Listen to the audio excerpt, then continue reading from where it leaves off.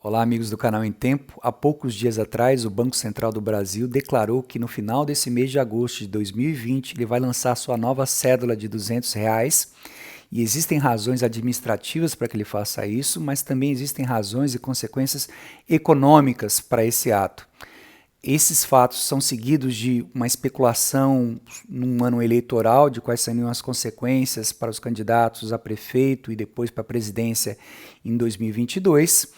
E a imprensa tem coberto essas questões e dado luz a alguns aspectos, como o entesouramento, como a preocupação da volta de inflação, se caberia ou não essa preocupação, e pouca luz ou nenhuma luz tem sido dada a outros aspectos que estão relacionados à estrutura social que está vinculada com esse ato.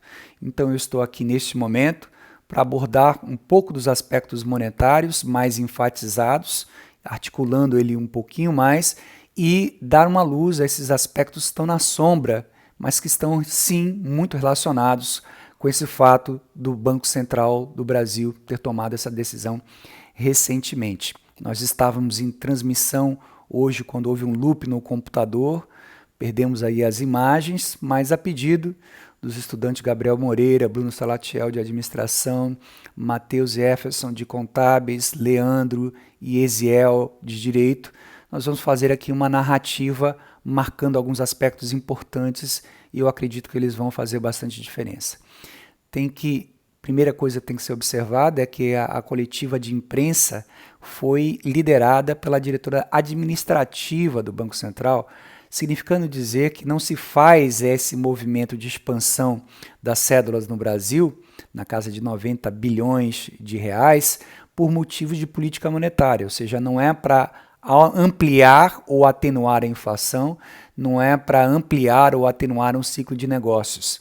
Ele é feito por uma resposta a uma demanda que está acontecendo na sociedade e ela mesma se mostra levemente surpresa durante a coletiva de imprensa com a reação do público, principalmente na manutenção do papel moeda em poder do público e na questão do entesouramento. Então vamos abordar essas questões, começando pelas questões administrativas.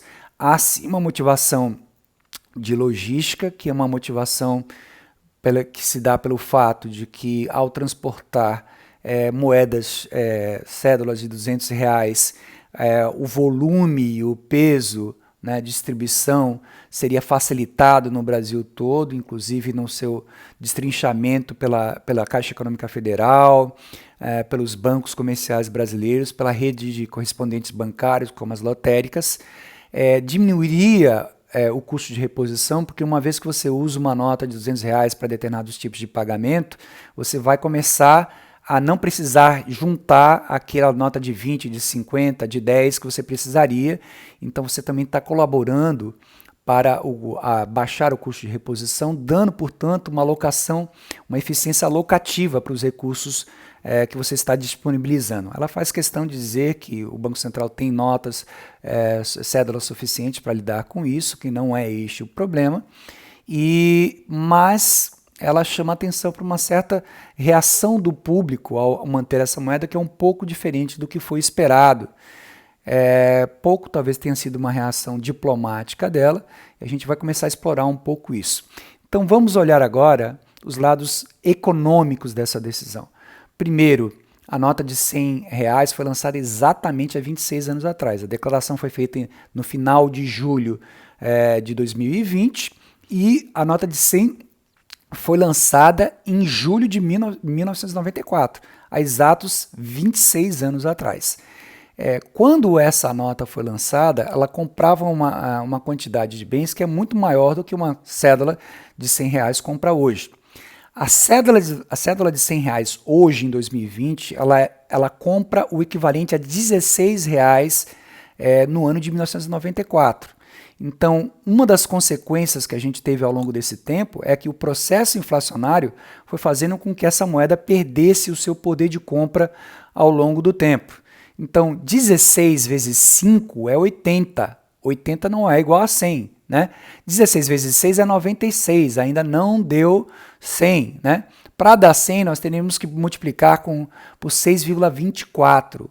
Em outras palavras, a inflação de 94 para cá, né, subiu 624%. Ao mesmo tempo que isso ocorre, né, quando o meu poder de compra diminui, significa dizer para comprar aquela mesma mercadoria que comprava há 26 anos atrás, hoje eu precisaria de R$ 624.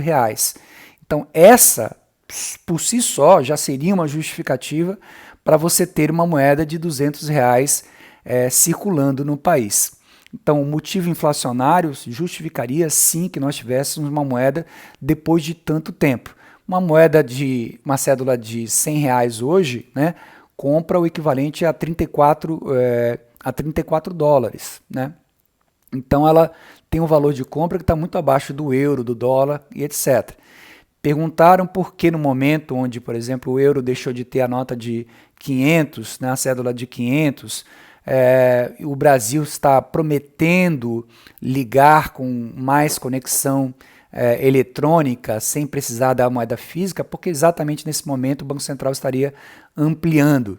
A resposta é que são movimentos independentes, o processo de você ter a moeda eletrônica ou digital, ela se dá ao longo do tempo, mas o ritmo com que ela vem mudando não dá conta da mudança de comportamento excepcional que houve durante a pandemia.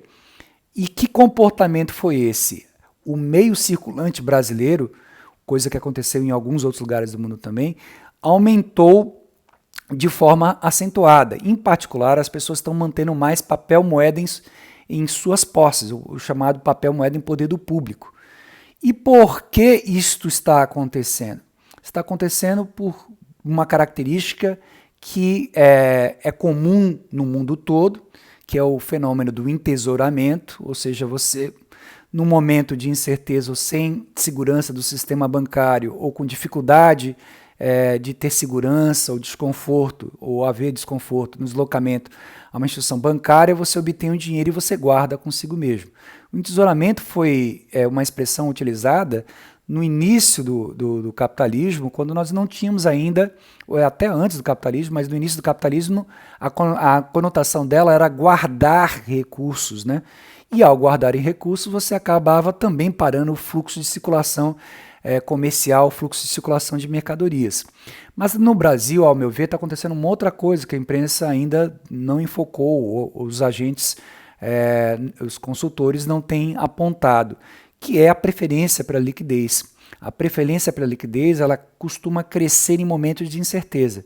Quando você não sabe se continuará empregado, não sabe como vai ser o valor das coisas no curto prazo, às vezes você prefere manter o dinheiro em posse, que dá liberdade de tomar escolha, do que alocar ele num ativo financeiro, ou comprar um bem móvel como um carro, um bem imóvel como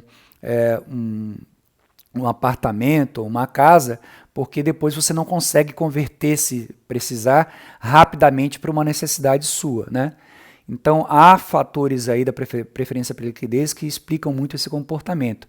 Mas um fato fundamental começa a separar nós brasileiros do comportamento e das razões que aconteceram em outros países, que está ligado à nossa desigualdade. Quem diria que desigualdade, informalidade, precariedade do mercado de trabalho tem a ver com política monetária? Pois tem sim. Nós temos aqui no Brasil um contingente de mais de 40% da população economicamente ativa, a PEA, que trabalha no setor informal antes da pandemia ter iniciado. Quando a pandemia iniciou e foi tendo sequência, essa quantidade aumentou. Nós temos pessoas que estão no mercado formal, estiveram no mercado formal, assim como nós temos pessoas no mercado formal que há pouco tempo estavam no mercado informal, mas nós temos um grande contingente que permanentemente fica no mercado informal e não sai desse mercado formal, não tem os direitos trabalhistas comuns, ou seja, tem uma baixa seguridade nas suas atividades de trabalho. O que é que isso tem a ver com a pandemia? O que é que isso tem a ver com o lançamento da cédula de R$ 200? É que durante a pandemia você tem uma política do auxílio emergencial que foi proposto pelo governo federal para ser R$ 200, mas que o Congresso aumentou propôs aumentar para 500 e o governo federal, para não ficar atrás, propôs que então fosse R$ 600. Esses R$ 600, né, para uma grande parte que está no mercado informal, representa uma mudança do seu patamar de renda, sem dúvida. Só que esse mercado informal, ele por ser precarizado, ele não se insere no setor bancário. E por que ele não se insere no setor bancário?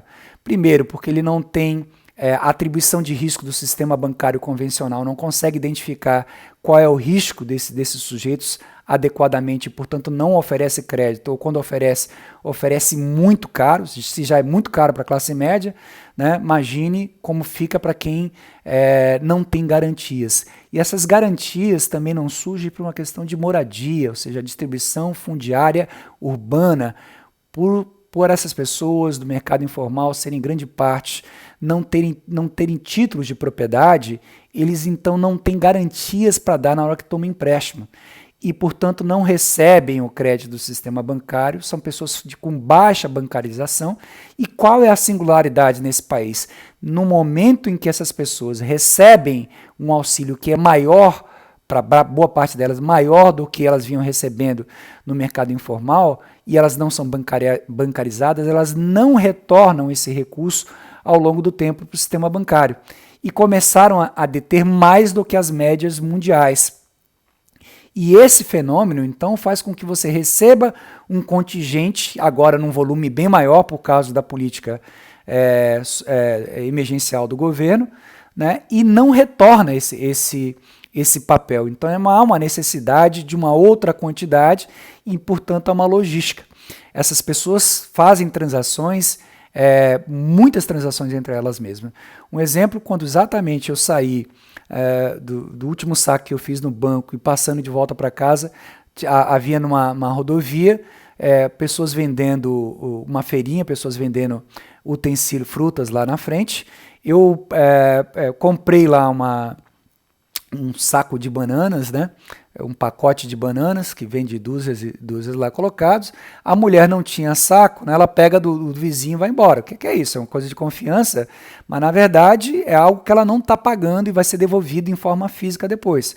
Eu dei os R$ 50, ela não tinha troco para os R$ 50. Ela foi na outra banca, a banca da esquerda, pediu para trocar o dinheiro, foi embora. Eles vão trocando entre eles, né? Há uma rede de solidariedade tácita que acaba mantendo essas atividades informais e que não passa pelo sistema bancário, né? E daí a contenção dos recursos de uma quantidade maior do que vinha havendo anteriormente. Então, essa estrutura de desigualdade que implica na informalidade, que implica na precariedade do mercado de trabalho e na falta de garantias advindas da distribuição fundiária, sim uma resposta. Tem a ver, sim, com a resposta comportamental que o público brasileiro está dando à questão da pandemia, e assim nós juntamos coisas que parecem tão distantes como a questão da desigualdade, precariedade, com a questão da política monetária ou da ação monetária, né, tocada pelo Banco Central. Esses são pontos que valem apenas a gente destacar. Eles não mudarão no curto prazo na estrutura de distribuição. No entanto, dado o efeito, o paradoxo, né, o governo que não queria dar aquilo, dos seus apoiadores dizendo que era uma esmola dada para outras pessoas, deviam fazer isso, ia estimular a não voltar ao comércio, né, e ao mesmo tempo fazer com que as pessoas não viessem a trabalhar, como se elas tivessem plugadas nesse tipo de coisa, né? É o mesmo governo que está recebendo dividendos eleitorais por ter feito essa política que ele queria que só fosse de R$ 200.